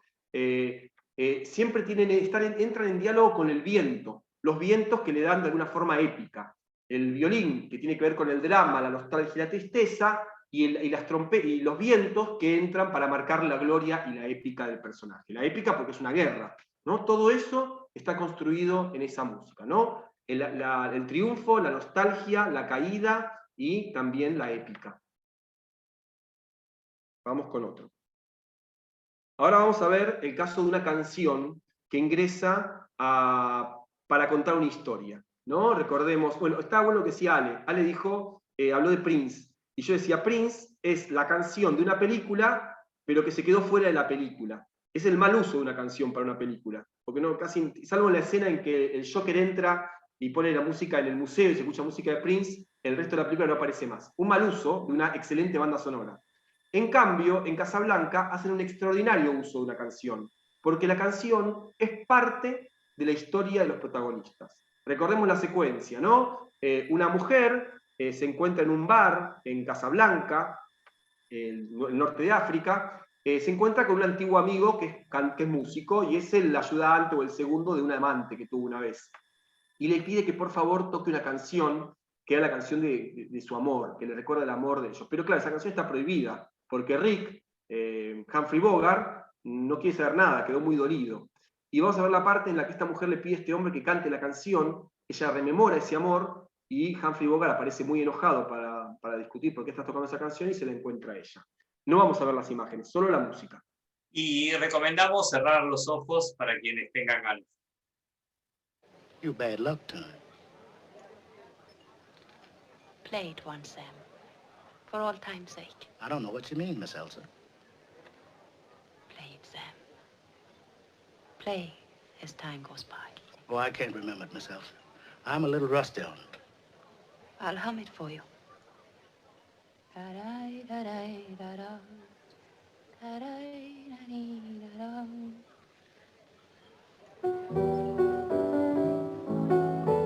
Sing it, Sam. You must remember this. A kiss is just a kiss. A sigh is just a sigh. The fundamental things apply as time goes by.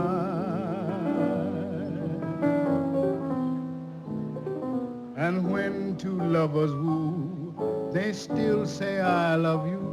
On that you can rely. No matter what the future brings as time goes by. Sam, I thought I told you never to play. Bueno, vieron cómo el tema va construyendo la memoria y la nostalgia de un amor perdido, ¿no? Ella le pide que lo saque afuera, él le dice que mejor no, le dice que no la recuerda bien, empieza a tocar primero el órgano, se va construyendo el recuerdo a partir de este diálogo, ¿no? Entre el músico y la actriz. Y la canción es el centro del drama, porque justamente va a ser el símbolo de ese amor. Me parece la mejor canción de película, porque está, además que es una bella canción y es inolvidable, está bien construida, la canción está bien insertada dentro de lo que es el argumento de la película, no parece como algo, ¿no?, que le meten la película de prepo la canción de prepo para venderte el disco. No, ahí la canción es parte del núcleo del argumento de la película y del conflicto. Ahora vamos a ver... Ok. Vamos a irnos a otro compositor, que es Bernard Herrmann, el que trabajaba con Hitchcock. Y vamos a escuchar el leitmotiv de la película Psicosis de Hitchcock, ¿no? Que es esta imagen del cuchillo. Si ustedes se fijan, dos cosas vamos a fijarnos. Primero, el sonido de la música es un sonido simple e incisivo, un sonido filoso y cortante, un sonido que aparece como una especie de piqueteo, ¿no? Chin, chin, chin, agudo, fino, filoso. Es decir, el sonido del leitmotiv de la película Psicosis es un cuchillo que violentamente se clava sobre una mujer de forma violenta, rítmica y veloz, ¿no? Ese es el sonido. Y a su vez, en la banda sonora está acompañado por la ducha. Y si ustedes se fijan, la ducha está armonizada, está, digamos, en tono con el sonido del violín, ¿no? de la cuerda que toca el leitmotiv. Es decir, la ducha también está afinada, como parte de la banda sonora. Eso es muy interesante, fíjense, ¿eh?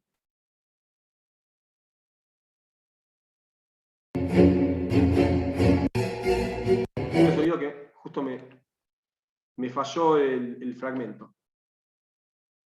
Esperen. Dame un segundo. No, porque preparé un fragmento que no tiene el momento exacto que yo necesito. Acá está, ya lo encontré.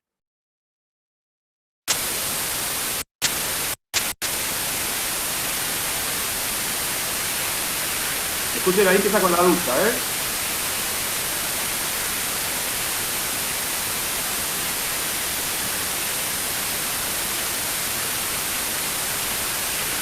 Esta es la ducha, es el ruido de fondo.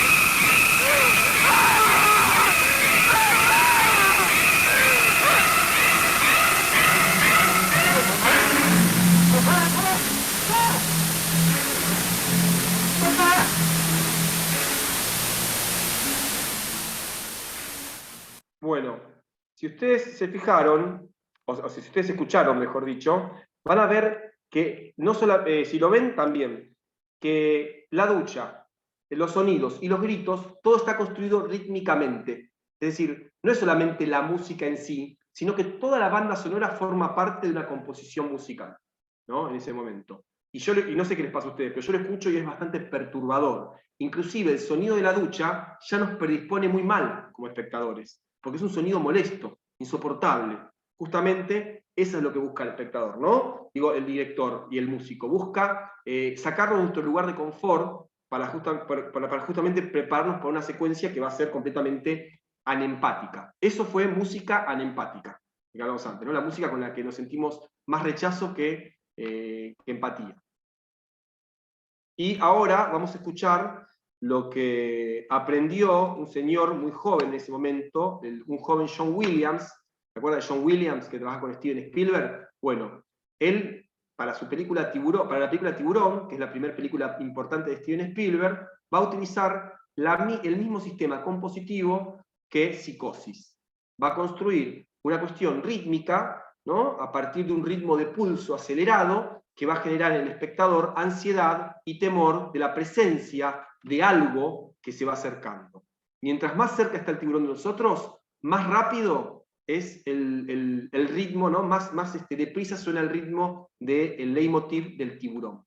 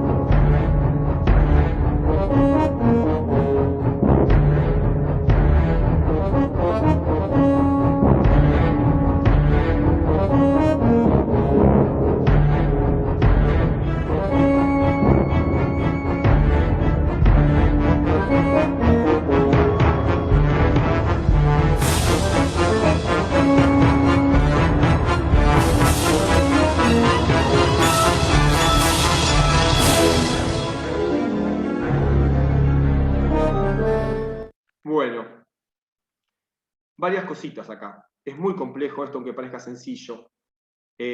Bueno, primero, pudieron ir sintiendo cómo se acercaba el tiburón se va acercando, inclusive hay momentos en que la música se apaga. En esos momentos es cuando perdemos de vista al tiburón, y después aparece más cerca, ¿no? Hasta eso está.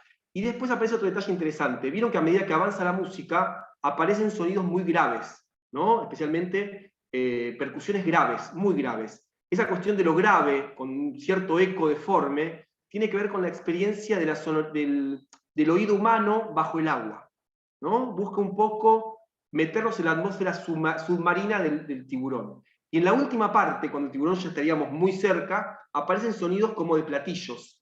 Esos son como los sonidos del agua, ¿no? Que golpea sobre la superficie cuando el tiburón está cerca y mueve con las aletas el agua. Eso es lo que hablamos del romanticismo de la música de John Williams. Esta idea romántica de construir imágenes visuales a través de los sonidos, ¿no? Representar sonidos del mundo real como el agua que salpica el tiburón con sus aletas cuando sale del agua, por ejemplo. Vamos con Ennio Morricone, y de Ennio Morricone vamos a escuchar, miren la complejidad de esto, vamos a escuchar el leitmotiv y tema central de la película Érase una vez en el oeste. La película Érase una vez en el oeste cuenta la historia de un hombre sin nombre, también llamado el hombre de la armónica, porque todo el tiempo aparece tocando una armónica, que es un hombre que viene a vengarse, ¿no? Primero vamos a escuchar una armónica. Esa armónica representa a este personaje, ¿no? Es una melodía como desfigurada, una melodía vaga, que habla justamente de la incógnita, digamos, del misterio de este personaje, ¿no? Y cuando nosotros escuchamos esa melodía, sabemos que él anda cerca. Pero este personaje tuvo una vida, digamos, traumática, ¿no? Donde aparece la tragedia. Un bandolero le asesinó cuando era chico a toda su familia, ¿no? Y él vio cómo mataban a su familia. Y ahí aparece la tragedia en la película. Y después aparece una guitarra eléctrica, bien heavy metal, bien dura, que habla de la violencia de la venganza implacable. Es decir, el fantasma, el hombre que viene del pasado, la historia dramática de este hombre y la venganza. Todo esto está en el siguiente tema en los 3 movimientos. Armónica, historia dramática y la guitarra eléctrica, que es la venganza implacable. Vamos a escucharlo, a ver, y después me dicen si esto estaba o no estaba en el tema.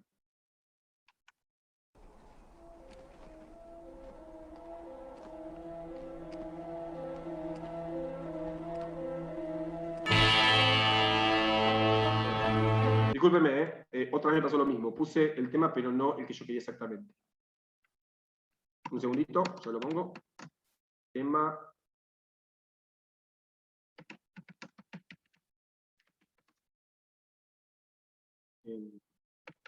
Discúlpeme, era C.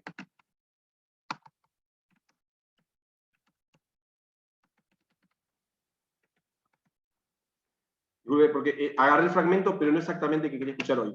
Ahora sí, ya lo encontré.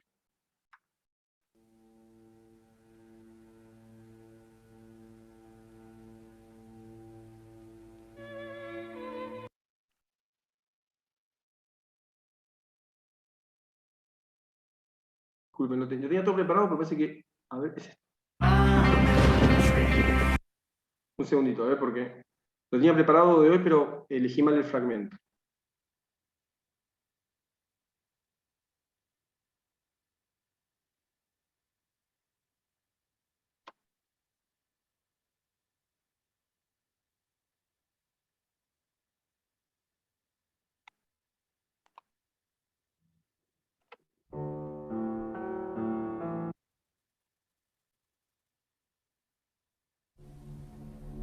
Ahora sí.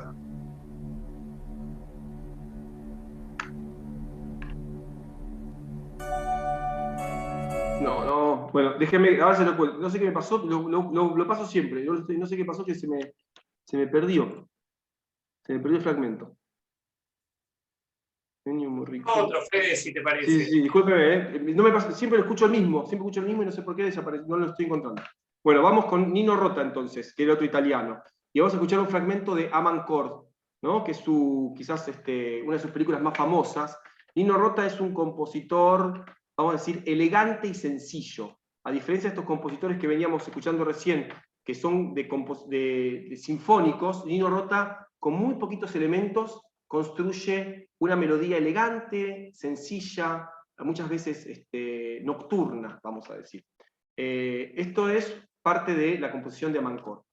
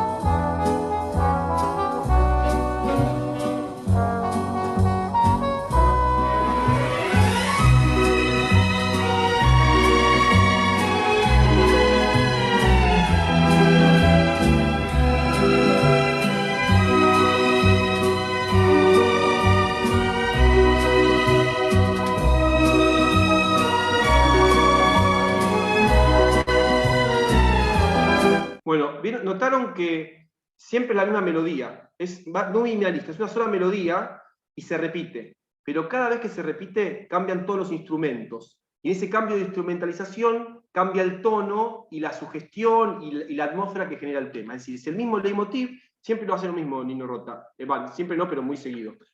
Hace un único leitmotiv para toda la película y genera variaciones en la forma de tocarlo para generar las diferentes atmósferas que necesita. Y si vamos a hablar de Nino Rota, nadie puede dejar de hablar de El Padrino.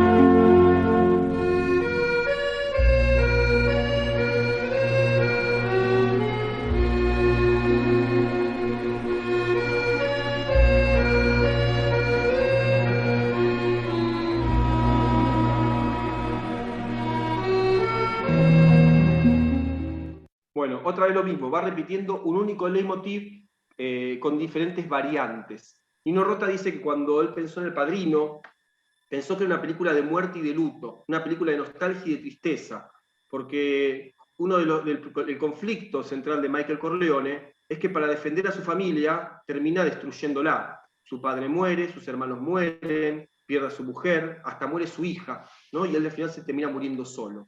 Esa historia de melancolía y de muerte, esa historia de eterno luto y tristeza familiar, es lo que trató de componer a la hora de armar este leitmotiv. Voy a ver si esta vez sí. Bueno, escuchamos. ¿Cuántos temas más podemos escuchar? ¿Estamos bien de tiempo, Pablo? Estamos, si no tienen inconveniente y podemos quedarnos 5 minutos más, les pregunto a todos y todas como para que no se vayan en la mitad y cerremos el encuentro todos y todas juntos, ¿les parece? Tengo 3 temas, más o menos serán 4 o 5 minutos entre todos. ¿Les parece? ¿Les parece bien? ¿Están de acuerdo? Sí, dice que sí. Diana sí, ok. Vale. Bueno, tratamos ahí, estamos. Bueno, ahora sí, lo que cumplí, discúlpenme, la primera vez que me pasa, Ennio Morricone, ¿no? Pues yo tengo como una lista de reproducción para estas clases y no sé por qué se me cambió la de Ennio Morricone. Ennio Morricone, un hombre, viene del pasado, la armónica lo representa, luego una melodía que habla de su drama del pasado, y luego la música de la guitarra eléctrica que viene a cobrarse venganza. Vamos con eso.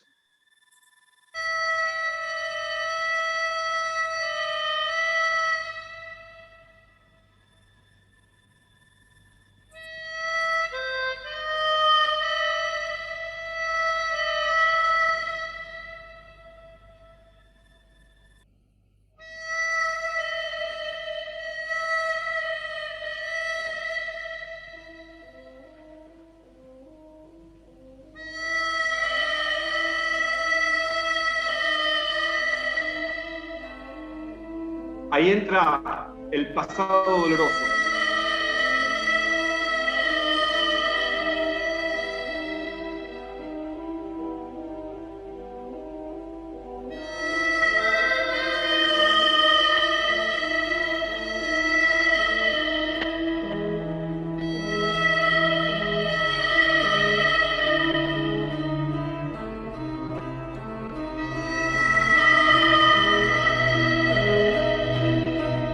La venganza.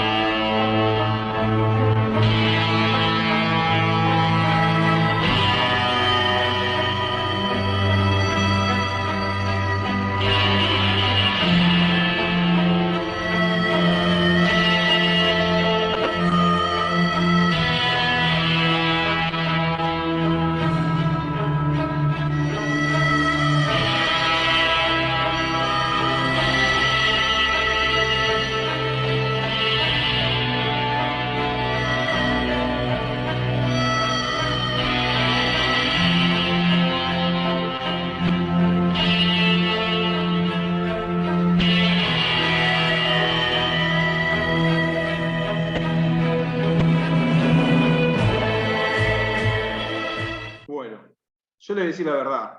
Ennio Morricone es extraordinario, pero Nino Rota es extraordinario, pero Morricone es mi favorito, ¿no? Es impresionante, no sé si les transmitió esto, la presencia esta fantasmal del personaje con la cosa, con la armónica, luego aparece esta melodía triste que habla de su pasado, y cuando aparece la guitarra eléctrica, aparece la brutalidad del verdugo que viene a vengarse. Me parece que está todo ahí funcionando, ¿no? Cómo la música funciona emocionalmente y nos transmite tantas cosas en un lenguaje universal que no tiene palabras. Y ahora vamos con la anteúltima de estas que vamos a escuchar, que es de John Williams, ¿no? Pero un periodo clásico de John Williams, con la banda sonora de Superman. Se llama El primer vuelo, este tema. El primer vuelo cuenta esto. O sea, esto cuenta, no estoy inventando yo, lo cuenta así, y John Williams lo pensó así. Un hombre, Superman, descubre sus poderes, y empieza a sentir el poder que hay dentro de él cuando mira el sol. El sol está representado con una trompeta, ¿no? Aparece la trompeta, primero la primera trompeta representa al hombre, una segunda trompeta va a representar el sol. El sol le da fuerza a Superman, recordemos eso. Se carga con la fuerza del sol, hay como una especie de carga energética, y de golpe un sonido épico donde el personaje sale disparado hacia el cielo celeste. Vuela por el cielo celeste, y las personas lo ven y se asombran. Eso que les acabo de decir es lo que John Williams quiso decir con esta música.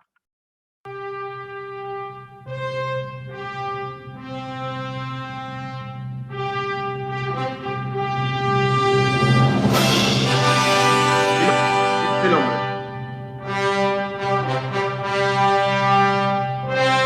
El sol.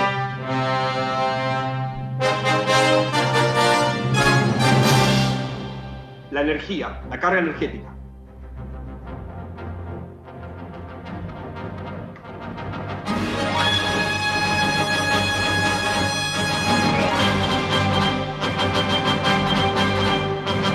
El vuelo.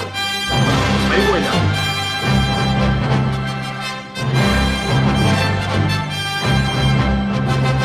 La gente se asombra.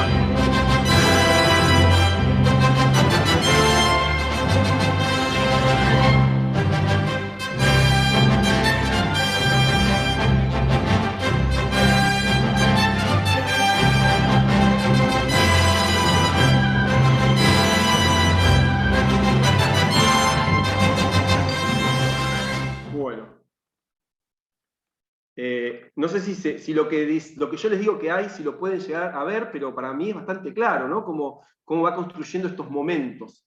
Y ahora vamos a hacer un tema que habla de lo mismo, pero con una atmósfera que en vez de ser del día, del sol, ¿no? de las cosas luminosas, habla del vuelo del murciélago, el vuelo nocturno. Que esta es de Danny Elfman, ¿no? de la película de Batman del año 89. Y con esto terminamos. Este tema habla... Primero muestra el momento en que cae la noche en la ciudad.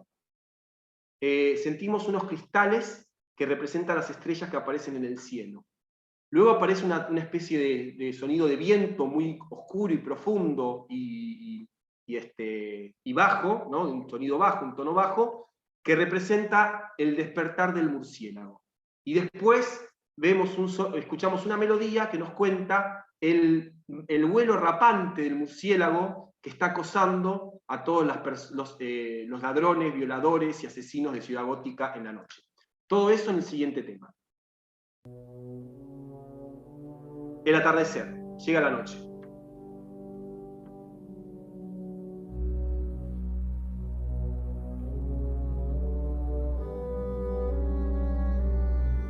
Las estrellas.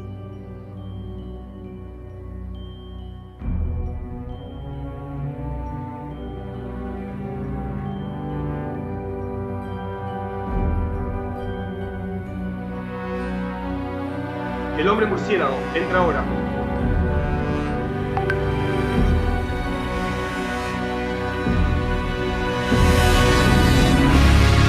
Ahí. Y el vuelo rapante.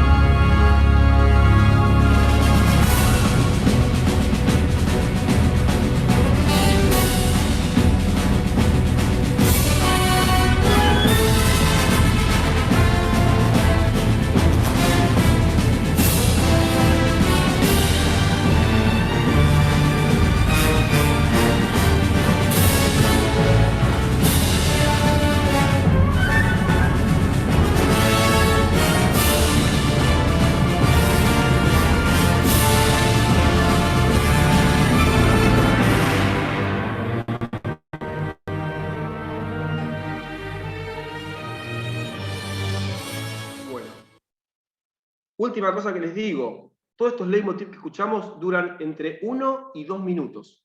Entre 1 y 2 minutos se desarrollan todo el tema que queremos desarrollar sobre el personaje. En general, es algo más o menos que se da siempre. Y estos dos últimos que escuchamos tienen esta idea romanticista de que el sonido nos cuente una historia. Que en la música aparezcan imágenes, que nos narren historias, ¿no? Que es también lo que hace Danny Elfman en este tema. Yo sé que hoy hablamos solo de cine, casi 99% cine norteamericano y cine clásico, cine hollywoodense. Pero justamente es una clase introductoria donde trato de esbozar los temas centrales y fundamentales como empezar a guiarse en el universo de la música en el cine, obviamente. Hay un universo mucho más grande, si pensamos en el cine europeo, en el cine oriental, también que tiene otra idea de la música, y bueno, directores como por ejemplo Fabio en Argentina, ¿no? Con películas como Nazareno Cruz, por ejemplo, o Juan Moreira, no sé si las conocen muchas de esas películas allá, pero que también tienen una música muy interesante que podríamos analizar, pero esa es otra historia, ¿no? Bien, gracias Fede. Estamos un poco atrasados, pero si les parece hacemos, si quieren, tienen alguna pregunta o un comentario. Nosotros con Fede veníamos hablando, habíamos propuesto con Mela y con Ale esta frecuencia quincenal. En estos tiempos pandémicos a veces nos parece una eternidad y esta continuidad que queremos darlo a veces se nos estira un poco, pero esperemos que ustedes puedan seguir hilando clase a clase, porque tiene una lógica este esquema de 5 clases iniciales que les propusimos, ¿sí? Yo no sé si alguien quiere preguntar algo, tiene algún comentario. Haslo dice que se está subiendo la silla para volar, dijo hace un rato. Ah, sí, ahí hubo. No lo había leído. Varios comentarios, incluso chistes contemporáneos muy del día de hoy, de la política peruana. Sí, pero espectacular. Cerrás los ojos y te sentís que sos Superman, que estás volando. Sí, es impresionante. Es impresionante. Bueno, ahí esta clase se hace un poquito larga, pero porque tiene esta cuestión de que hay que ponerse a escuchar música juntos, ¿no? Pero creo que es tan divertido. Está bueno, y aparte es un ejercicio que les recomendamos. Yo les voy a pasar las recomendaciones que se fueron haciendo a lo largo del encuentro, cosa de que ustedes incluso, si tienen ganas, puedan hacer el ejercicio de, buscar la banda sonora y van a pasar gratos momentos también ahí, más allá de los momentos colectivos que estamos compartiendo entre todos y todas. Algo que quería recordarles es, nosotros en el próximo encuentro, y en esta lógica de poder ir transfiriéndoles algunas herramientas para poder ser espectadores más avispados, espectadores más conscientes, espectadores más críticos. En el próximo encuentro, que es el 21, en 2 lunes, está previsto que trabajemos sobre el guión en el cine, ¿sí? Vamos a trabajar sobre las herramientas que tienen los guionistas, con qué cuentan para darle verosimilitud a un guión, y algunos conceptos particulares que tienen que ver con el guión en sí mismo. Fede, ¿seguimos con las mismas 2 propuestas de películas? Porque las cambiamos en el camino. Sí, las cambiamos. Por eso, tenemos El Autor, ¿sí? Ambas están en Netflix. Son películas un poquitito más difíciles que algunas de las cosas que les recomendamos anteriormente, pero bueno, la idea es empezar incluso a complejizar y a que ustedes puedan, quizás estimulados por lo que es el desarrollo de este curso, poder ver algunas películas que no siempre son las que Netflix nos lleva a ver o las que elegimos en Netflix habitualmente. Entonces estamos recomendando para el próximo encuentro, de nuevo no es obligatorio, pero van a poder aprovechar mucho más el encuentro y especialmente si lo hacen de manera sincrónica para poder dialogar con Federico, serían El Autor y la otra película que aparece en Netflix con diferentes nombres. La verdad es que yo no pude entrar a Netflix Perú, pero con alguna de estas 3 lo van a encontrar. O La Iglesia de la Salvación, o El Reverendo, o First Reformed. Es alguno de los nombres con los que pueden encontrar esta segunda película. También se los vamos a enviar tanto por email a quienes han dado su email, como en el grupo de WhatsApp, y además lo van a difundir por todos los medios ahí con el que llega el equipo de comunicación y de dirección de Hebraica Perú a todos los socios y participantes. Así que si alguien quiere decir algo, si es que no, les saludamos, les agradecemos el interés. Excelente, gracias. Gracias, muy bueno. Muchísimas gracias. Gracias, muy bueno. Muchas gracias. Vimos que muchos ven el video de manera no sincrónica, ¿sí? Está buenísimo, pásenselos, o sea, está en el Facebook, pero lo que se pierden es la posibilidad del diálogo con Fede, de preguntar, y eso está bueno. Así que si quieren orientarles como para que puedan sumarse a este horario, muchísimo mejor incluso. Así que estamos en contacto. Tenemos el grupo de WhatsApp de Videoclub, que ahí pasamos todas las recomendaciones, toda la información sobre las clases, absolutamente todo, así que el que quiere, acá está mi contacto, me pasan su número por el chat o me escriben por privado, mi celular lo tienen, por ahí lo consiguen. Nada, yo quería agradecer de verdad, Pablo, Federico, buenísima la clase, estoy feliz, extraordinaria. Gracias. Nos alegra mucho que utilicen este espacio para desconectar un poco también con la realidad y volver a pensarla a partir de un momento de desconexión. Siempre es más fácil. Les mandamos muchos cariños y estamos en contacto. Chao, buenas noches a todos. Gracias. Gracias a todos. Chao, gracias. Nos vemos. Buenas noches. Cuídense.